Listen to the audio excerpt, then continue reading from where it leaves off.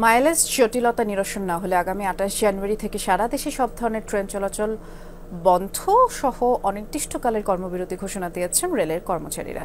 চট্টগ্রামে সংবাদ সম্মেলন থেকে এই ঘোষণা দেন এবং দাবি মন্ত্রণালয়ে জানানো হয়েছে, এমনটি বলছে পূর্বাঞ্চল রেলওয়ে। ওয়ালটন টেলিভিশন মাত্র ২৫,৪৯০ টাকায় পাচ্ছেন গুগল টিভি। মাইলেজ জটিলতা নিরসনের দাবিতে ২০২২ সালের ১৩ এপ্রিল সারা দেশে প্রায় ৮ ঘন্টা ট্রেন চলাচল বন্ধ রেখেছিলেন রেলওয়ের রানিং স্টাফরা। পরে প্রশাসনের আশ্বাসে ধর্মঘট প্রত্যাহার করলেও দাবি পূরণ হয়নি এখনো। এবার নতুন করে আলটিমেটাম দিয়েছে রেলওয়ে রানিং স্টাফ ঐক্য পরিষদ। ২৭ জানুয়ারির মধ্যে দাবি না মানলে ২৮ জানুয়ারি থেকে সারা দেশে সব ধরনের ট্রেন চলাচল বন্ধের ঘোষণা দিয়েছেন তারা। ২৮ তারিখ ১২টা ১ মিনিট থেকে আমাদের সারা বাংলাদেশে কর্মবিরতি এবং কোনো রেলগাড়ি কোনো গাড়ি আমরা চালাবো না, আমরা কর্মবিরতি যাব অনির্দিষ্টকালের জন্য। নিজ নিজ কর্ম থেকে সবাই বিরত থাকবেন।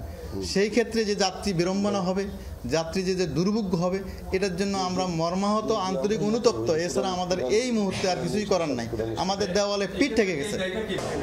দাবি দেওয়া নিয়ে কয়েকদিন পর পর রেল কর্মচারীদের আন্দোলন এবং নানা কর্মসূচিতে বিরক্ত যাত্রীরা।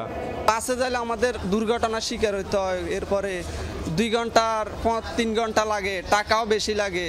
তো সেই ক্ষেত্রে আমরা ট্রেনের দিকে চিন্তা করলে টাকাও কম, শর্টকাট সময় আমরা চলে যেতে পারি। ট্রেন যদি হঠাৎ করে বন্ধ হয়ে যায় এতগুলো প্যাসেঞ্জার, অবশ্যই এটা অনেক বেশি হ্যাসেল হয়ে যাবে সবার জন্য। এটা আসলে মোটেও উচিত হবে না। টিকিটও ফেরত দেওয়া যাবে না, টিকিট ফেরত দিতে গেলে আবার কিছু কমিশন কাটবে, আরো যাত্রীদেরকে আরো ভোগান্তিতে ফেলবে। হাই রোডে অনেক লোড পড়ে যাবে এটার উপরে। তো আমি মনে করি যে এটা ঠিক হবে না এই ধরনের আন্দোলন করাটা। যদি দাবিটা পূরণ করার মতো হয় তাহলে পূরণ করে দেওয়া হোক, আদারওয়াইজ